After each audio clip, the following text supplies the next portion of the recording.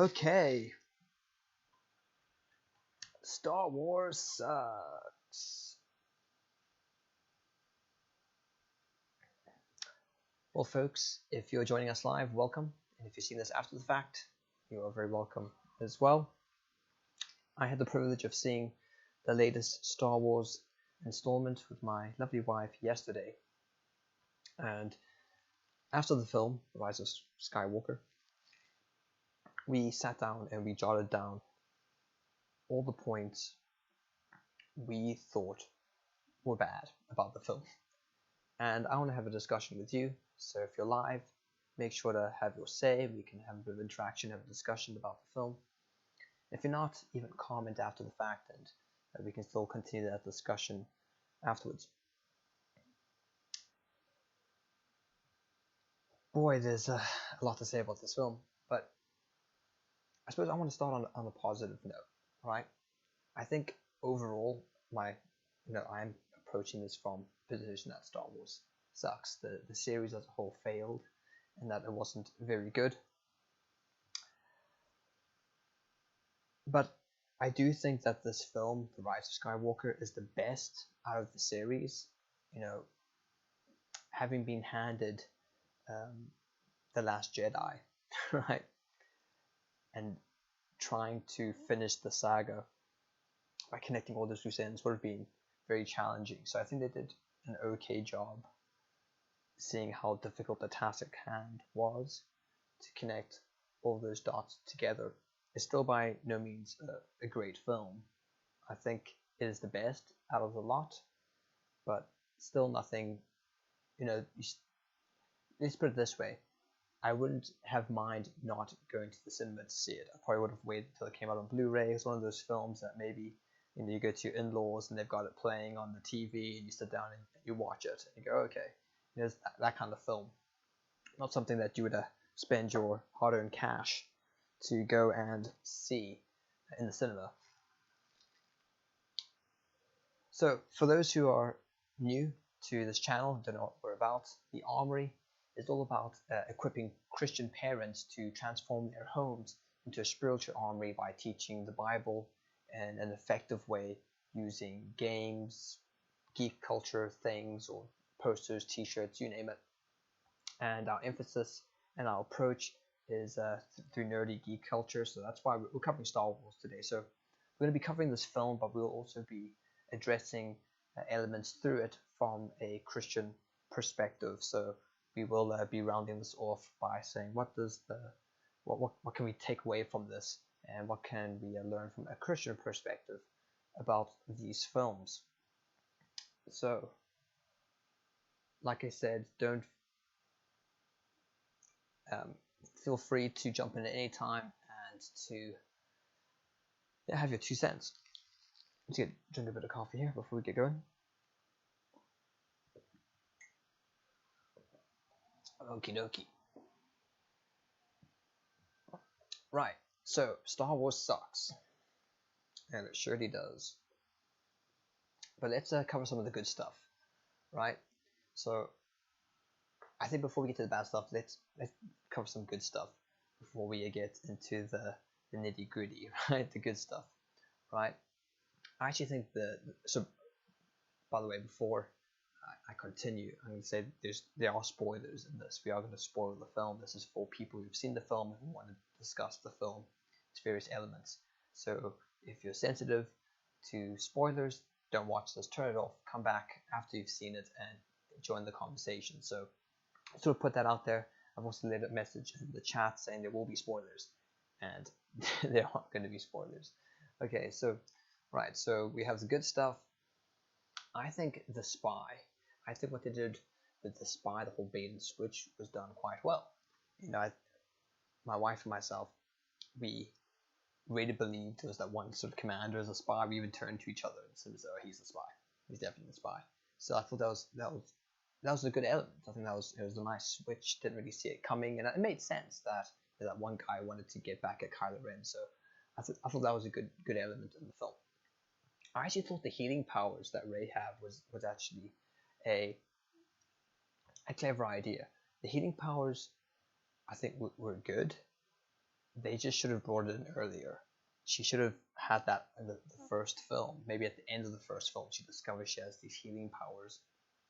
But I think that's a cool concept. It's a cool concept that you have a Jedi who is slightly different, who has an ability to heal. And that opens up a lot of interesting doorways that they could have played with a lot more, having, if only it had been added earlier in the films, definitely by the second film. But I thought it was an interesting concept, and I was glad to see that in the film. It goes without saying that obviously the visual effects of these films are fantastic. So it's a stunning looking film. I think we can say that about these films, and that's sort of a given for this caliber of filmmaking. When you throw this much money at a film, you're going to see some pretty stunning visual effects, and delivered. You got some really beautiful visuals in this film. I think the acting, right? I think the actors did a good job in conveying emotion. Actors did a good job in delivering lines, and the actors did a good job. We can't really fault any of the actors. I didn't think any. I can't remember. Maybe message if you disagree, but I don't remember there being any particularly bad acting in it.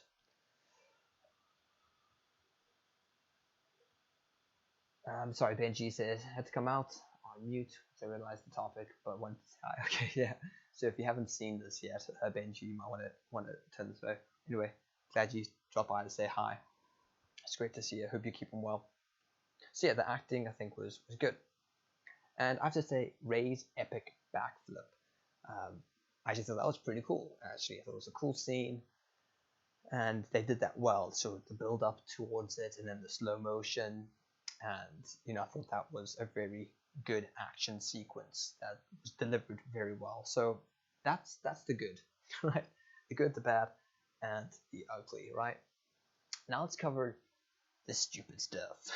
The stupid stuff. So if you have any stupid stuff you want to add, just comment. I might miss some of it. You might disagree with some of the things I think are stupid. It's fine. But let's have a conversation about this stupid stuff. Okay. Right. Because there's a lot of stupid stuff in this film. Okay. Number one, bringing back Palpatine was stupid, really stupid. And the reason it's stupid is because it destroys the legacy of Anakin Skywalker or Darth Vader and Luke Skywalker. It just removes those films out of relevance because, well, they failed ultimately because Palpatine wasn't defeated. He was semi-defeated and he returns, and it requires Rey then to come in and to finish the job. So they failed, and Rey. So it's just that was stupid. That was a stupid idea. Because if he came back from the dead, well, what now stops him from coming back from the dead again? You could literally keep on playing that same plot line, that same point over and over again, and you could have Palpatine continually coming back, and some other hero rises up to defeat him over and over again. It's a stupid plot line, and that's really the basis of the whole film, isn't it? So that's pretty stupid, right? The Knights of Ren. Knights of Ren, stupid idea. These characters weren't fleshed out enough. They seemed like random individuals. They didn't seem menacing. If in the previous films, if they've built them up a bit more, where maybe they were weapon specialists and you saw them in action, and so there's a bit of backstory about them. So when Kylo eventually faces them, there's a bit more meaning and significance behind it. It's okay, these are like really deadly, characters, and they're very skilled, and he has no lightsaber. How is he going to defeat them? That would have been far better. But to be honest, I think throughout the entire films, there's no conflict, right? You always think Kylo Ren's going to beat them and remain untouched. Rey's going to defeat so and so, remain untouched. There's no sort of like sense of loss in the films. And the Knights of Ren, I think, were a stupid idea, weren't properly fledged out, and we're not good at all. So another stupid thing, Leia's lightsaber. I don't know about you, but I never knew Leia had a lightsaber. Didn't realize she wielded one, dueled with one. So to suddenly just throw that in, I was kind of like, well, where's this coming from? And I just thought that was stupid. It was a stupid concept. Leia having a lightsaber. Leia was a princess. Leia had, I suppose, a different attachment to the Force than Luke did, and that's okay. It's okay to be different. Not everyone has to be a Jedi lightsaber master, right? People can be different, and it makes it more interesting. So I thought that was just a stupid element in the film. Okay, Luke saying treat Jedi weapons with respect, or something to that nature. I can't remember exactly what he said, but look, there's no continuity throughout these films. You have Luke throwing a lightsaber over a cliff, but then the next film, he now suddenly has respect for lightsabers. It's just I just thought that was stupid. Like if you've made the bed, lie in it. You don't kind of change the rules like in the third film. So I thought that was stupid. It just shows you that there's no continuity in between these films. Right. Rey's training montage. Rey's training montage in the beginning of the film was stupid. We already know Rey can do everything. We know she's invincible. We know that she's Mary Sue. She's unbeatable. Why have a training montage? We've already seen her kick ass and take names, right? Without a training montage. We don't need a training montage. If anything, they should have had a training montage where she was failing, and it was because she had a mental conflict, because she was so paranoid about joining the dark side. I think that would have been a really interesting element if they brought in a weakness to this character, who literally has no weakness at all, was that she was maybe mentally unstable. So she might have all the gifting and strengths of a super Jedi, but she doesn't have the mental capacity to actually handle that power or handle that responsibility. But no, she's just invincible. They kind of threw that montage in just to remind us how amazing she is. And it was stupid. Why waste your time showing us a montage of Rey training when we already know that she's invincible? Stupid. More stupid thing. Rey never gets injured, and I mean never gets injured. There's not even a scratch on her throughout any of these films, and that just means that she seems fake and untouchable. And so whenever she gets into a combat, she's gonna win, because she's Rey. She's female, right? She's the Mary Sue, and that makes the whole film very uninteresting. It's kind of like watching someone play a video game with using cheat codes. You watch it for a little while, eventually it gets boring because there's no challenge, right? You're watching someone go through the video game and not being able to die and being able to walk through walls or something ridiculous like that. And that's really what you're watching. You're watching someone with cheat codes on. Not interesting. She needs to get injured. It's stupid that she doesn't get injured, especially in the Kylo Ren fight. She should have lost a limb. She should have had something happen to her, but there's no consequence. So there we go. That's stupid. Yeah. So Chewie dying, then not stupid. Stupid. It's a stupid idea. But there's two carriers. Oh, bait and switch. You didn't see that coming, did you? It's like, it's just a stupid concept. It's just stupid. Like, why even do that?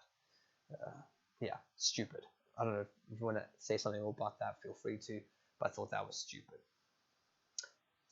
C3PO dying, then not. Like no one dies. It's always like but not dead, dead but not dead. Ooh, like I don't know about you, but I knew instantly that C3PO's memory is going to be backed up. So there's no sort of like risk.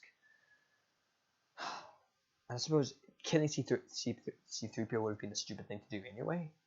But can't you think of something better than that? I just thought it was stupid. Stupid. Leia dying for no reason. Another stupid thing. Leia dying for no reason. Why did she have to die? I kind of feel like they just killed her off for the sake of killing her off. There's no real reason for her to die. We all know that Rey could beat Kylo Ren in the duel.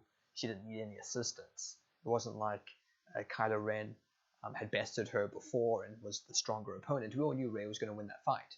So, having Leia intervene and dying somehow just was stupid. Stupid. Okay. Yeah, another stupid thing, General Leia. She's not a princess. She's general. Not Princess Leia, General Leia. It's just stupid. She's a princess, right? I suppose because princess implies, vulnerability. It implies someone that needs protection. And no, she's a general. But you know, Leia doesn't have that general vibe to her. She's you know, it's just a stupid idea. It's super stupid. Yeah, so another stupid thing. Han Solo talking to Kylo Ren. Stupid. Like, what's this about? Like, why did you bring him back? Like, what is happening here? Why am I seeing this? That was stupid. I have nothing more to say about that than it shouldn't have been in there. It was unnecessary. You know. Anyway, another stupid element: Rey being the granddaughter of Palpatine. Wow, that was stupid. Why do you just suddenly, fling this on the audience, the last film at the last moment? It's so stupid because you haven't done anything to make that believable.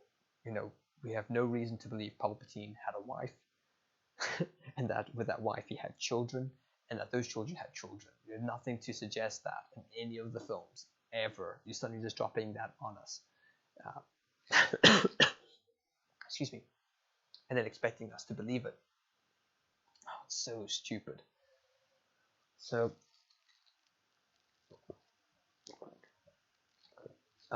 yeah, we were duped into buying this when we went to see the Last Jedi. I kind of regret buying it now. I had low expectations for this film. When I left, I was devastated. I think it was probably one of the worst films I have ever seen, and I'm not joking about that either. Which is strange because Rian Johnson has made some pretty good films in the past, like Brick, his first film, the film he made that kind of got him onto the scene. It was, featured in Sundance. It was a good film. It's directed well, it's written well, it's very clever. It's a low budget film, so Hollywood has changed that guy. And what's even more annoying is that if you watch the behind the scenes footage of The Last Jedi, he even made a documentary about himself creating the film and how it was going to change the world and how it's going to be the best film, raging, the people are going to love it, and so hopefully that guy has been humbled by the backlash of The Last Jedi. So yeah, Rey being the granddaughter of Palpatine, terrible film, terrible idea, stupid idea. Honestly though, why?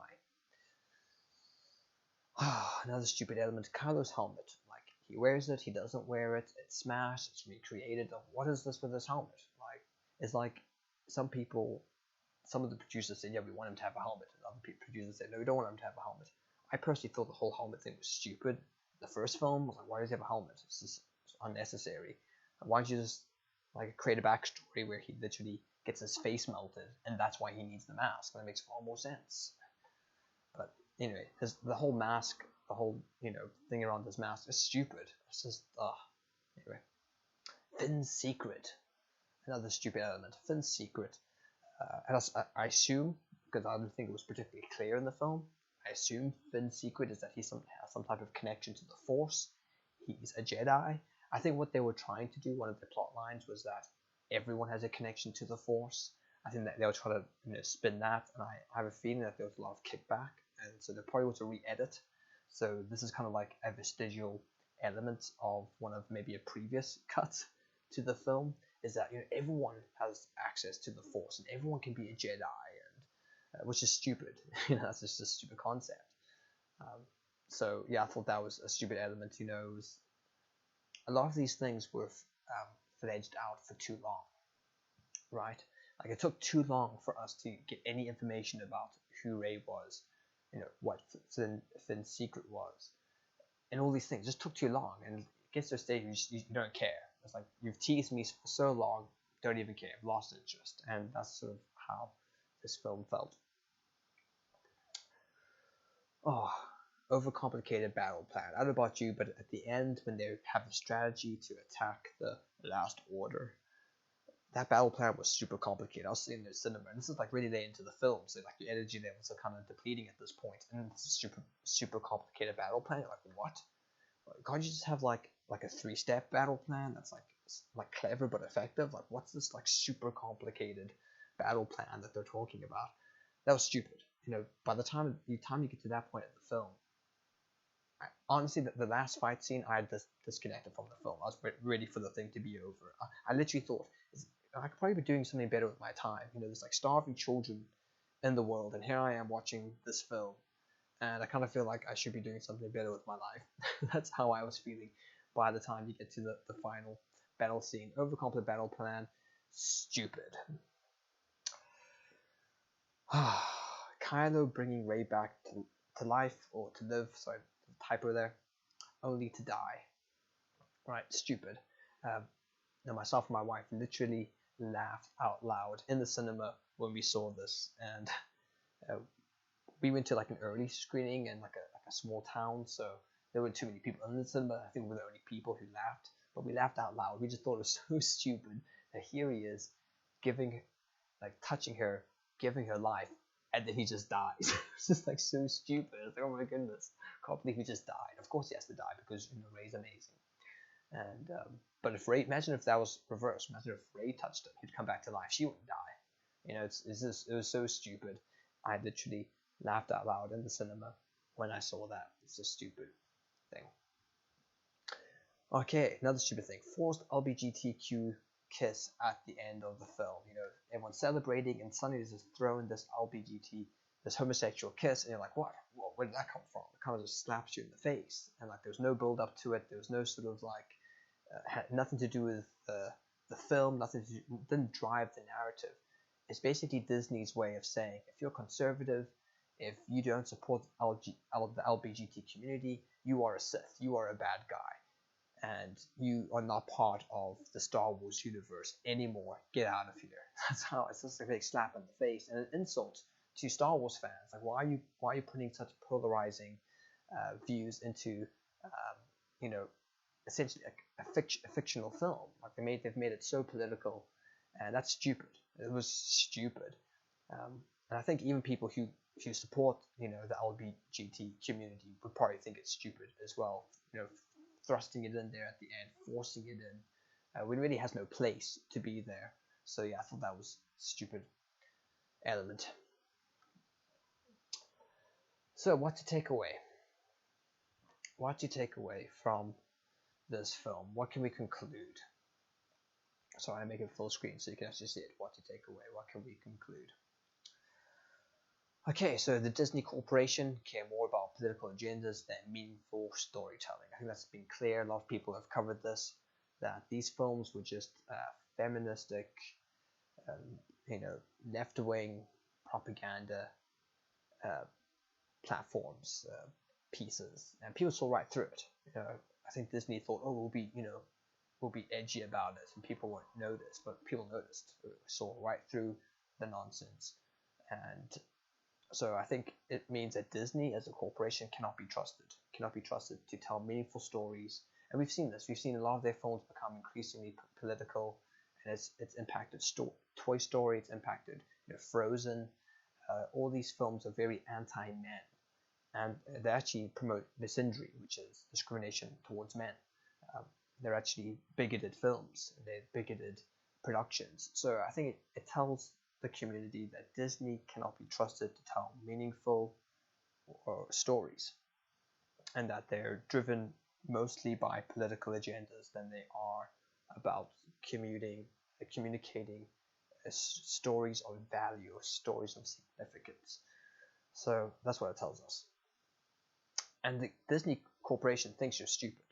The Disney thinks that you're not going to notice all of this, that it's going to suddenly come into your brain, or maybe their approach is that, well, if you don't accept this, you're bigoted, or if you don't accept this, you're stupid. So the Disney Corporation thinks you're stupid. Either way, they treat you like an imbecile, and it's very clear how the fans have been treated. Just the fact they decanonized all of the Star Wars literature, video games, that people had been following.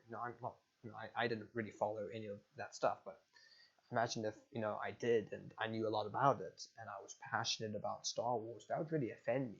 You basically turned all of. I'd probably want a refund.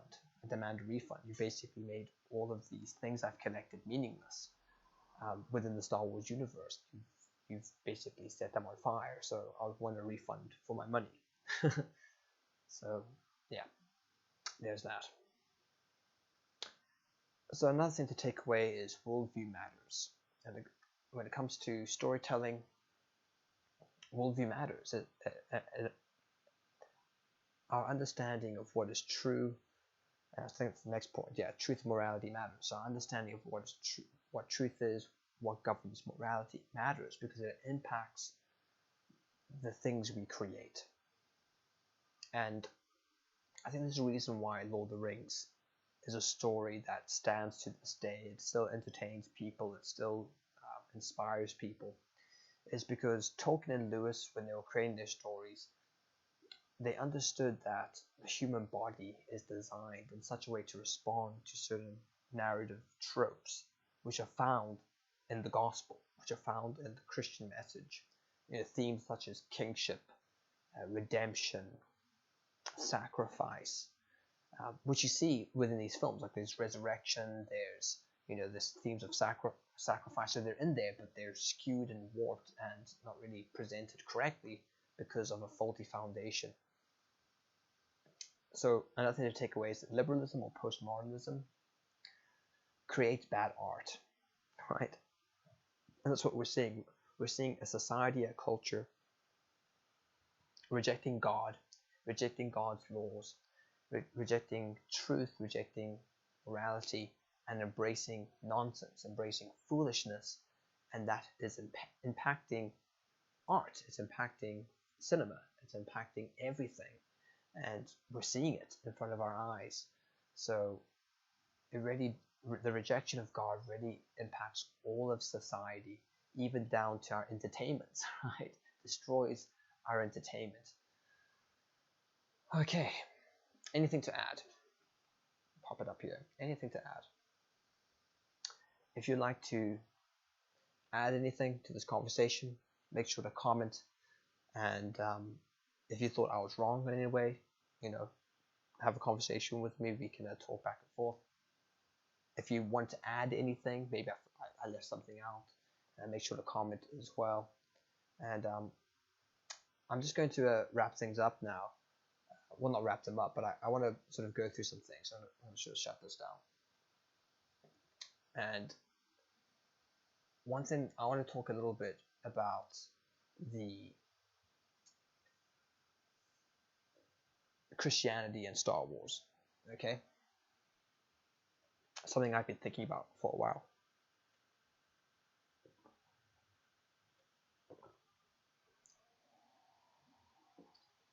For a long time, I've been thinking about creating a video of how the Sith are actually presented in such a way to make people believe that they're Christian. And there's several reasons for this, and some of them might be a stretch, but I just want to throw that idea out, and let me know if you think I'm being absurd, or maybe there's a bit of truth to what I'm saying. Number one, Palpatine entices Anakin to join the Sith with the idea that the Sith can raise the dead. That sounds a lot like Christianity, right? Christianity has accounts of people rising from the dead. Jesus himself rose from the dead. So that sort of hits alarm bells. And then when Anakin faces Obi-Wan in their final battle before he turns into Darth Vader, or until he turns into a machine, he says to Obi-Wan, he says, "You're either for me or against me." And that's a direct quote from Jesus Christ. Jesus Christ said, "You're either for me or against me. You gather or you scatter." So he's quoting Jesus Christ. Okay? And then Obi-Wan replies, "Only a Sith deals in absolutes," which itself is a self-defeating statement, because he's saying that absolutely, right? Only a Sith deals in absolutes, and he's saying that absolutely, which makes him a Sith, which is a self-defeating statement. But nevertheless, only the Sith deals in absolutes. Well, only God deals in absolutes. God is truth. God is love. God is justice. God deals in absolutes. He's the absolute. He's the epitome of all that is good, all that is virtuous, all that is just. So we see those symbols there.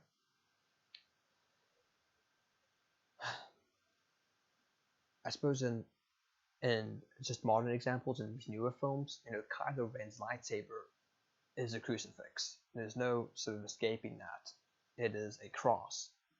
And what I find interesting was when he's dueling Rey, he gets stabbed in the side. Very clearly gets stabbed in the side and is then healed, or you could say he's resurrected, and then he then discards his cross. He throws his cross away. So you might think that's a bit of a stretch, but I just thought that was interesting that that is there. And even think about how the film opens up. The very first sentence of the film in the title crawl says, "The dead speak." And when I first read that, something popped in my brain. I was like, that's a scripture. I know that's a scripture. The dead speak. And lo and behold, it is a scripture. Here I am, and I looked this up when I got home. But it's in Hebrews 11. It's in verse 4. Okay, so we have it here. So it says, by faith, Abel offered to God a more excellent sacrifice than Cain, through which he obtained witness that he was righteous, God testifying of his gifts. And through it, sorry, it's late. And through it, he being dead still speaks. And through it, he being dead still speaks. So this idea that Abel offers an acceptable sacrifice to God, and Cain offers an unacceptable sacrifice to God, which I think is interesting because Palpatine, the Emperor, wants a sacrifice. He wants Rey to basically kill him, to sacrifice him, so that he can enter her or possess her, or join forces with her, whatever. So there's this theme of sacrifice, which is interesting that there's sort of this connection between the film and this idea that the dead speak, connected to Abel. So that might be something you want to think about. Again, maybe I'm reading between the lines, but I know enough about filmmaking is that everything's very intentional.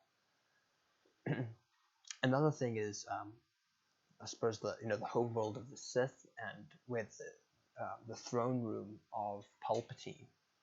Everything's very narrow. They've got to walk underneath this very narrow mountain, and then they go through a very narrow passage. Well, Jesus said, "Narrow is the way which leads to life, and few are those who find it." And this is obviously a location not many people have found, and it's narrow. I thought that was interesting. And then we have the throne room with Palpatine, and there's a lot of similarities between the throne room of Palpatine and the throne room of God, right? It's interesting that Palpatine is surrounded by 4 gods, 4 red gods. Well, God is surrounded by 4 cherubim. It's interesting that there's these hordes of individuals chanting praise or chanting words, and we see this in Revelation and what's in Isaiah 6, when Isaiah is in the throne room of God in the days of King Uzziah, is that there is chanting, or there's continual praise before God. Holy, holy, holy. In Revelation, it talks about the 24 elders who sit on the throne. So there's, God is surrounded by crowds, right? He isn't there by himself. So I thought that was very interesting as well. So, yeah, that's something to think about. Even this connection to thunder and lightning. Whenever there is sort of words spoken over Jesus, miraculously in the Gospels, it thunders, and people feel like, what was that noise? And thunder is sort of connected to God's power and God's presence, as you see thunder at Sinai, right? And the people trembling. It sort of signifies God's might, God's power, that God is awesome, that God is to be feared. And it's interesting that sort of the main ability that Palpatine possesses is the ability to thunder. So, yeah, maybe you think I'm reading between the lines, but if you think there's any validity in that, have a discussion here, and maybe you can flesh that out a bit more. Now, I also want to look at the reviews of the Rise of Skywalker, because I actually find them very amusing. I did this when I looked at The Last Jedi. I actually had more enjoyment reading the reviews than I did watching the film. Some of them could be quite funny. So why don't we just flick through this? Now, I haven't gone through this. I don't know if any of these are going to be good. So I'm looking at the audience reviews because I think the audience don't really have any incentive to be untruthful. I think critics, as soon as you involve money in your review, you do this for a living.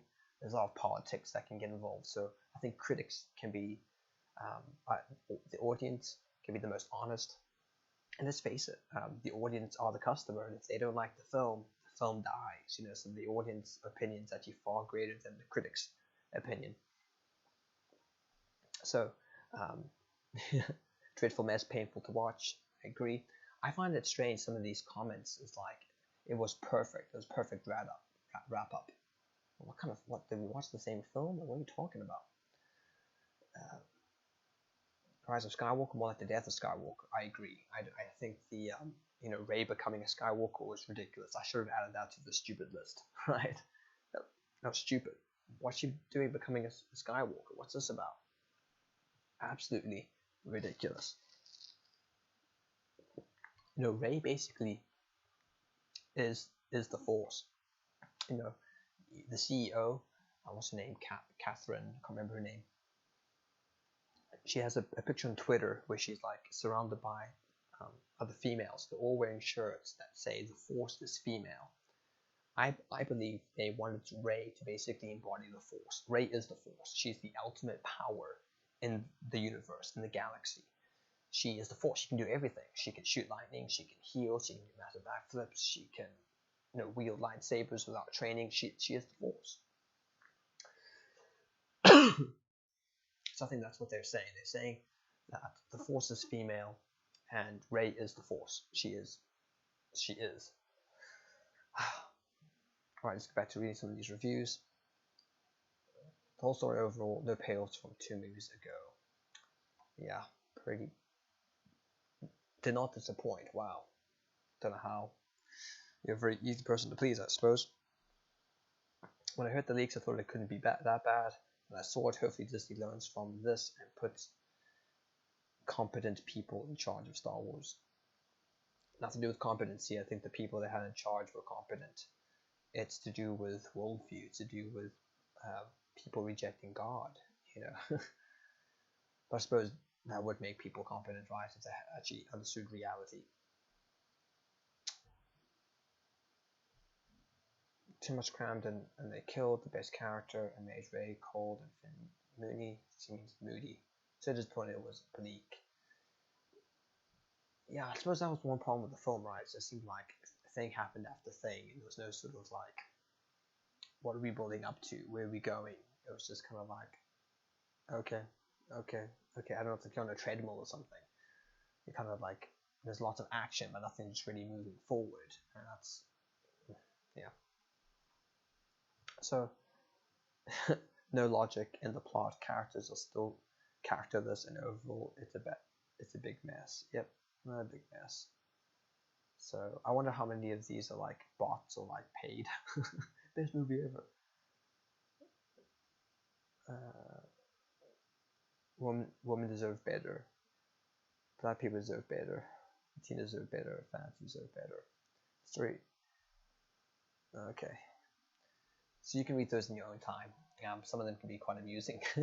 Some people, I think people knew that this film was going to be great, but if you read the The Last Jedi, I think people were going into that film thinking it was going to be good. So there's a lot more venting, a lot more anger, which was can be quite amusing to read. So I just want to cover this an article I wrote, and link is in the description of this video. And I wrote this after The Last Jedi. I just want to read it here. And it's basically how to make Star Wars great again. I cover 5 points on how to make Star Wars great again. So I'm just going to read this here. So Star Wars, right? There's movies full of amazing visual effects and sound, deep and immersive worlds, varying yet complementary characters, and memorable storytelling. While I'm by no means a Star Wars expert, I am a Star Wars appreciator. George Lucas literally changed the film industry with his films, pioneering the landscape of visual effects and technological developments in the film industry. Skywalker Sound, Industrial Light and Magic, which is ILM, which is a leading visual effects studio. THX and even Pixar thrive today due to his investments in these fields as a result of the success of Star Wars. George Lucas changed the way films were made through Star Wars. He invested his riches into creating these valuable tools that a lot of people use now, or that were the grassroots of what came to be known as, the bigger VFX thing. So I honestly think he's one of the greatest filmmakers of our time, just by his impact on the industry and how on the entertainment industry as well. So it's sad to see that legacy sort of crash and burn with what Disney has done. So not only that, the films have an appropriate and dear placement in my childhood. Growing up in South Africa, it was always so exciting to bring back a Star Wars VHS tapes from the rental stores. Yes, those used to exist, kids. Popping the tape in, closing the blinds on the piercing sunlight and blistering heat outside at war with the curved glass TV screen in the living room, and watching Luke Skywalker on the desert planet of Tatooine on his adventures. And so it is with great regret I make my vain plea to the Disney Corporation to make Star Wars great again. The Force Awakens and The Last Jedi are notably the worst Star Wars movies ever created. I literally found reading the negative reviews more entertaining than the films themselves. Here are some. So I have a bad feeling about this. Would rather see a standalone Jar Jar Binks movie than see this PC social justice warrior garbage ever again in my life. You've seen Star Wars 4, A New Hope, right? Just watch that again. The same story, only better. So that's what I'm talking about. Some people were quite witty in their comments about the Star Wars films. So here are my top 5 solutions to make Star Wars great again. Number 1, quit. The Force Awakens and The Last Jedi are not working consistently in the Star Wars narrative. They have the aroma of enthusiasm but without knowledge. These films need to be shelved and forgotten. Reboot the franchise in 8 years when the movies are lost in the caverns of time. Star Wars fans and appreciators would gladly wipe these films from their memory and allow them to be uncanonized. And I think that really needs to happen. I think there needs to be a public apology. Sorry, these films suck. Let's start again. Let's wipe them from our memory banks. Okay, number 2, less political. Disney are known for their radical left-wing agenda, politically espousing century. Well, that's not shown in these films. There's not one competent male character in these movies. The only competent characters are all female who act like superheroes, with Leia literally flying through the air, saving herself. The animal activism. Oh, I don't know why it's jumping up like that. Where am I? Yes, the animal activism thrust into The Last Jedi is cringeworthy and completely out of place. I like to remind readers of how in The Emperor Strikes Back, Han Solo saves Luke's life by cutting open an animal and placing him inside. So how do you like them apples when it comes to animal activism, right? So this is a clear use of humans having dominion over animals in the film's narrative that is not being that's now being contradicted. So there isn't consistency between the films, right? Number 3, you're not funny, right? You're not funny. Seriously, you're not. Drop the 8-year-old cheap laughs and use comedy appropriately and sparingly to make Star Wars great again. In a galaxy far, far away, right? I think this is probably one of the biggest points I would have about trying to make Star Wars great again. Going backwards is easier than going forwards.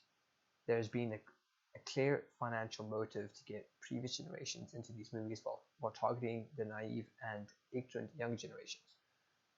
The events of these films follow too closely after the events of the original trilogy and lack continuity within the story. It would be far more interesting to see origin stories of the Jedi and Sith brought to screen. I think that I'd love to see. I'd love to see where did the Sith come from? Where did the Jedi come from? Who was the first Jedi? Who was the first Sith? And you'd have so much creative freedom there because they're so disconnected, or they're so far away from the other films, that you could really bring in so many new characters and so many new toys, right? Because that's ultimately what they want to do. They want to merchandise these characters and sell them. And I think that'll give room for far better storytelling than having it, because all they basically did was they brought all the characters we love back to screen and killed them off. Well, what's the point of bringing them back? We're just gonna kill them off, you know? So that's basically what they did. Okay, so and finally we've covered this already. Know the gospel. The Christian gospel is literally the greatest story ever told. Any heroic and epic tale will only ever highlight themes that are already present in it. Good conquering evil, kingship, divine intervention, etc. Humans have been designed to respond to this message. It is the reason we find moving stories so captivating. Literary giants such as Tolkien and Lewis were under this assumption, having one pressed theme that is delivered well would make Star Wars great again. And then a Christian response. If anything, these films remind us of the corrupting bend of man towards greed and the desire for the praise of men. Sin corrupts and ruins everything, even Star Wars. It is also a reminder not to love the world or anything in it. The idols of men are easily smashed and cast away. Only what is done in Christ will last. The things that are usually esteemed by men are an abomination to God. We should not prize what the world does. Once again, the tales of our day depicted in cinema can only ever be considered good or great if they highlight truths found in the reality of the gospel. Let our joy and contentment only come from our God and Savior Jesus Christ, who taught us that we were making good things bad. That's my 10 cents. Let me know what you think about that as well. So we've got a comment here. So I think I'll just leave it open now, just the end for some comments. So Calorin was a great character, best character development and acting of all 3 movies. Yeah, I'll probably disagree. I don't think he was a great character. I think there's better villains. Vader was a better character. Calorin was never menacing. I think that's one of the problems. He was always like a teenage brat that, could be defeated very easily. He needed to have defeated someone or done something or been very cruel or done something that shocked people. Like, oh my goodness, this guy is a monster. He needs to be stopped. You never really got that sense. You kind of got the sense that he was just a whiny teenager. He was conflicted and yeah.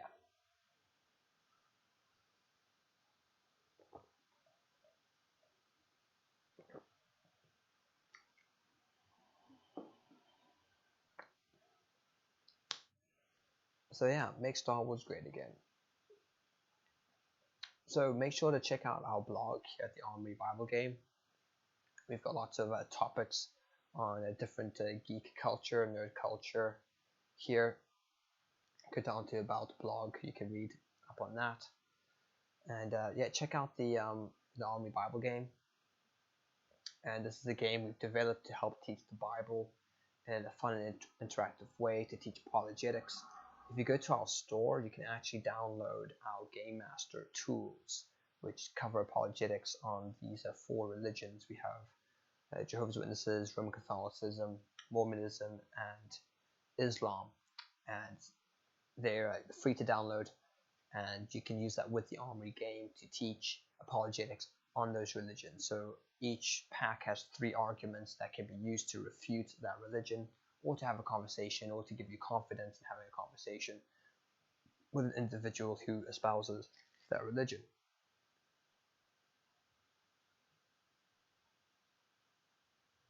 Yeah, I agree. I think if they had better character development, I think the problem was the first 2 films didn't really do anything.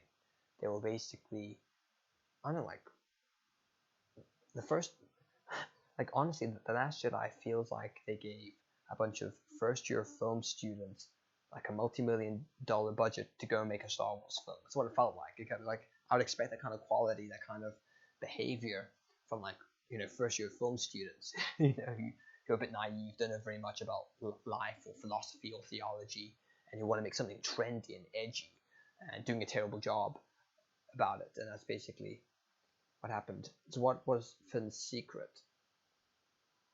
I think his secret, I don't know if anyone else knows, maybe you can chime in, but I think his secret was that he had some connection to the Force, because he seems to, he's like, attack that, starship. Like, why? It's like, I've got a feeling, so I think he was the implication is that he has force powers, and that I think, like I excuse me, like I said previously, I think I think what they were trying to present was that everyone has force powers, because no, was also stupid is that they dropped the idea of the kids, these children, um, because at the end of the Last Jedi, wasn't it the boy wasn't able to move the broom using the Force? So I think they were trying to show that everyone, even children, have the Force, and everyone can be a Jedi. And they obviously scrapped that idea because it just would destroy the film, and it's stupid.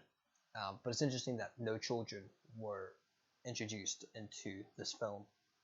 What I also like as well is that Rose didn't play a big part in the film. I think they listened to the criticism there. So I think that we have to give J.J. Abrams a bit of credit. I think he had a very difficult task of trying to tie all the loose ends of the two previous films, which are terrible, and to try and have some type, not only have a story that makes sense, but to also have a story that's entertaining, So, and I think he did a decent job. That still doesn't make the film good, though. The film is still bad. The whole series is stupid. The whole series sucks. The whole series is bad. The Force is female. Yeah, I think Rey embodies the Force. Definitely. She has to. She's like the most overpowered thing that we've ever seen in Star Wars ever. Like, she's more powerful than Yoda. She's literally, and they literally said this, like she's powered by all the Jedi that come before her. So it's like you have Yoda, all the Grandmasters basically flung into her, and that's what she is. What I thought was really stupid was her ability to like stop spaceships from like taking off. It's just so overpowered, so stupid, the problem with Rey, she has no weakness. No weakness. She has amazing force powers. She has amazing lightsaber skills. She has amazing piloting skills. She has no weakness. You say, okay, at least maybe you could say she wasn't very good at driving, or she wasn't very good with a lightsaber, or she wasn't very accurate with a blaster. Like, she needed a weakness. She had no weakness whatsoever, and it's very uninteresting to watch. Like I said, it's like watching someone play a video game with cheat codes, right? If you've ever seen speedruns, you see these very skilled players going through the game very quickly, mastering the game, utilizing all the exploits and perfect timing, precision. It can be very entertaining to watch, seeing someone master a game. But imagine someone doing a speedrun using cheats. It'd be so uninteresting, so boring if they're just able to walk through walls and or not able to die. It wouldn't be impressive. You would get bored after a minute, and that's basically what you saw in The Force Awakens, The Last Jedi, The Rise of Skywalker, is that someone basically with hacks, cheat mode on, going through the Star Wars universe, and it's boring, it's uninteresting, and it's stupid.